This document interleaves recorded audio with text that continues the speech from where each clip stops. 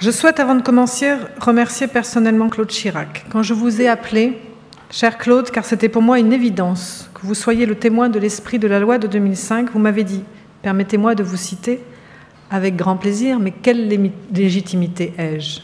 Cette légitimité, nous l'avons ressentie tout simplement à l'instant. Merci. Je souhaite également remercier chaleureusement le nouveau président du Conseil national consultatif des personnes handicapées, Jérémy Beauroy, pour la passion et l'exigence qu'il nous transmet dans chacune de ses interventions. Cher Jérémy, je suis certaine que nous incarnerons ensemble cette co-construction que nous allons partager le crayon très souvent. Je dois vous dire aussi, à tous ici rassemblés, mon émotion d'être avec vous pour cette conférence nationale du handicap en cette date anniversaire de la loi de 2005. J'étais présente lors des dernières CNH pour faire entendre la voix, les attentes, les aspirations et les impatiences des personnes en situation de handicap et de ceux qui, comme moi, militantes, présidente d'association, mère d'une jeune fille handicapée, souhaitaient que le handicap sorte du non-dit et soit porté haut et fort. Je parle avec une autre responsabilité aujourd'hui, mais je ressens toujours aussi vivement cette urgence dans les réponses à apporter aux personnes. J'y travaille chaque jour avec acharnement depuis 2 ans et demi. Dans l'engagement, quelle qu'en soit la nature, la loi de 2005 et à sa suite la Convention internationale des droits de l'homme de 2006 sont des boussoles. Elles ont permis d'inverser la pensée. Du droit à être protégées, les personnes handicapées sont devenues protégées dans leurs droits. C'est le cœur d'un vaste engagement, l'engagement de toute notre société pour construire avec ses différences, sa force, sa cohésion, son souffle. On me dit souvent que la transformation que nous opérons peut se faire au détriment de ceux qui ont les besoins les plus complexes, qui ont les parcours les plus heurtés, ceux qui sont hors normes. Il n'est pas question de cela. Je le réaffirme. Il s'agit fondamentalement d'écouter, de respecter et d'accompagner le choix des personnes sans préjuger de leur teneur. L'avenir de chacun, quelle que soit sa situation, il ne faut pas le prévoir, mais simplement, et je mets les guillemets, le permettre, comme le dit si justement Saint-Exupéry. L'ambition de l'inclusion, que nous dit-elle? C'est un projet qui demande un engagement de tous, une responsabilité de chacun, des étapes, des lieux de discussion et de construction. L'originalité de cette conférence nationale du handicap, c'est qu'elle mobilise la société civile dans son ensemble et qu'aujourd'hui, dans cette salle, se côtoient acteurs associatifs, politiques, territoriaux engagés, administrations, chefs d'entreprise ou simples citoyens et bien sûr les médias. 12 millions de personnes vivant avec un handicap, 8 millions de proches aidants. Tous mobilisés, nous sommes 67 millions à pouvoir unir nos forces et gagner le pari d'une société accompagnante, innovante et inspirée. Depuis 2 ans, nous avons pris des mesures fortes en faveur de l'exercice de la citoyenneté des personnes. Avec la ministre de la Justice, nous nous sommes engagés pour le droit de vote des majeurs protégés. Nous avons maintenant un défi à relever et je compte sur les partis politiques et bien sûr les associations pour s'y investir. Celui de donner envie aux personnes d'aller voter en travaillant notamment sur la mise en accessibilité des campagnes électorales et sur l'accompagnement de l'exercice du droit de vote. La dignité, c'est aussi ne pas avoir à redemander régulièrement aux personnes de prouver leur handicap. Adrien Taquet, que je salue, et Jean-François Serre nous ont fait des propositions pour que la vie soit plus simple. Ce n'est pas là une mince affaire, évidemment, mais nous devons à nos concitoyens de ne pas fléchir sur cette voie. Personne ne doit plus assumer le coût des cloisonnements de nos systèmes. Les droits à vie ont maintenant leur cadre juridique, ils doivent se déployer pour les personnes et se déployer partout, dans tous les territoires à la même vitesse. Des sujets de droit et non pas des sujets de soins. Allons jusqu'au bout de nos engagements et de nos réflexions. Dans cet esprit, je viens de saisir le Conseil consultatif national d'éthique pour réouvrir le débat sur l'amélioration de l'accompagnement à une vie intime, affective et sexuelle.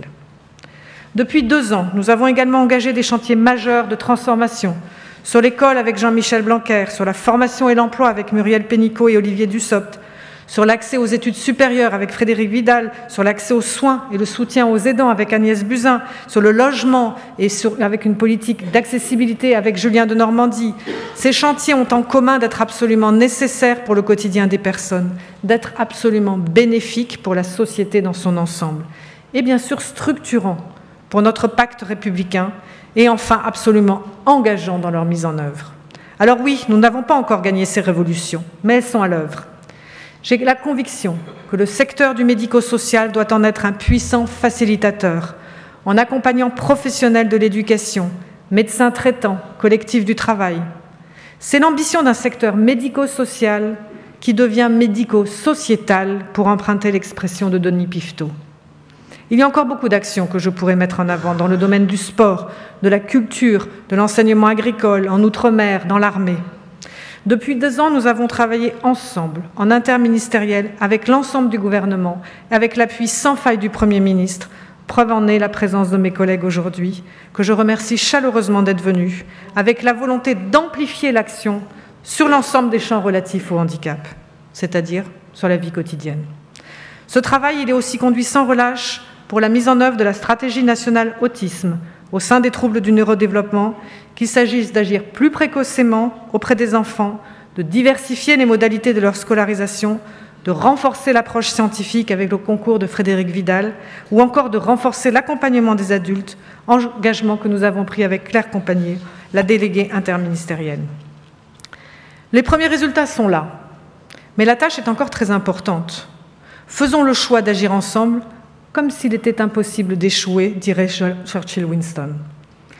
Dans ces 2 ans qui viennent, il nous faut gagner la bataille de l'exécution des décisions au plus près des Français.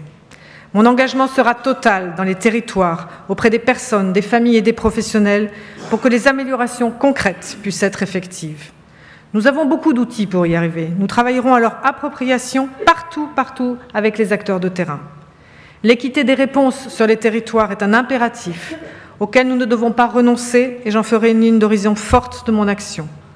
Nous accompagnerons aussi la société dans son ensemble avec le lancement d'une grande campagne nationale de sensibilisation au handicap, au pluriel.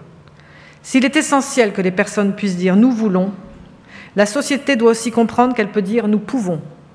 À ce titre, la mobilisation de la société civile est essentielle. Et j'appelle les chefs d'entreprise, les médias qui font acte d'engagement ces derniers mois très forts, à tout faire pour entraîner plus largement les forces vives de notre nation et pour montrer qu'en effet, ensemble, nous pouvons.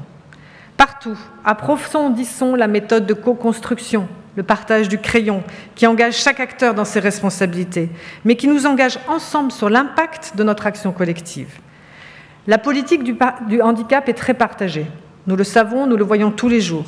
De façon pragmatique, travaillons à dépasser nos lignes de frontières, à dépasser nos limites de compétences au service de ce pacte républicain qui nous unit.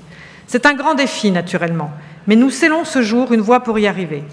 Et je vous remercie, cher Dominique Bussereau, de cet acte fort d'engagement à changer ensemble le quotidien des personnes. Je salue en outre l'engagement des associations représentant les personnes et les organisations du secteur médico-social qui signeront avec l'État et l'Association des départements de France une convention d'engagement réciproque, un acte fort de confiance mutuelle. Seule notre coopération permettra de rendre effective une société de l'accompagnement, pour que chaque personne puisse voir son environnement adapté où elle a choisi de vivre.